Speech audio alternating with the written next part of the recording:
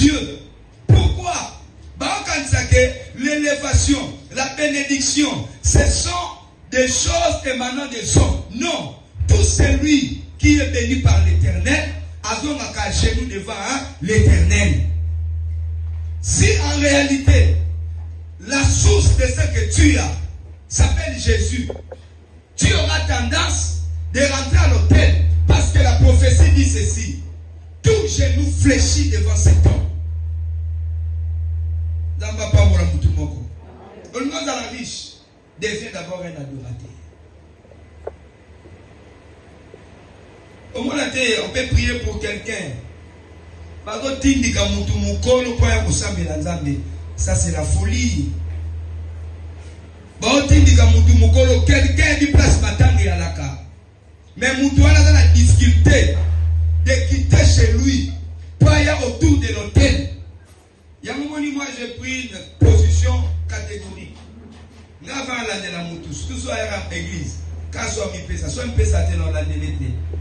Dieu m'avait pas oué na onction pour former bateau bata non convertis. Moi j'ai reçu l'onction de Dieu pour des gens oyo lorsqu'ils acceptent le Seigneur, pas comme un adorateur.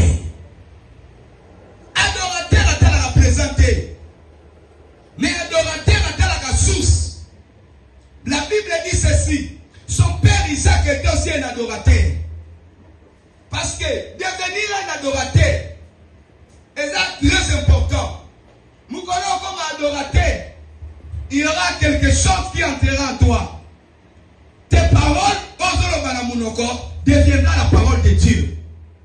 Or, si ce que tu déclares dans ta bouche devient la parole de Dieu, tu diras comme Pierre: je n'ai ni or, je n'ai ni argent, je n'ai que Dieu en moi. Et Dieu bénisse une personne. Est-ce qu'on dit qu'à l'adorateur? Parce que son père Isaac a été adorateur. Lorsque il veut quitter, l'adorateur a dit: viens mon fils. La Genèse 28, elle dit: voilà, faire l'adoration. Un véritable adorateur a des oracles. Et dans l'adoration, il y a ce qu'on dit des déclarations prophétiques. Tu peux venir enseigner, en sachet. Moi, je suis un adorateur de l'Éternel. L'onction que j'ai reçue peut changer l'histoire de ta vie. Parce qu'à l'intérieur d'un adorateur, il y a les insignes de l'Éternel.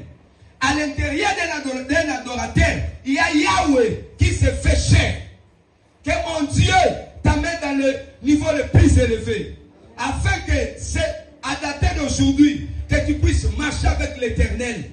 Un adorateur, c'est la personne que le diable craint. Un adorateur, c'est un danger permanent devant les ténèbres. Tu verras, lorsqu'on a fait le complot, Absalom est allé combattre son père. Mais le grand problème est que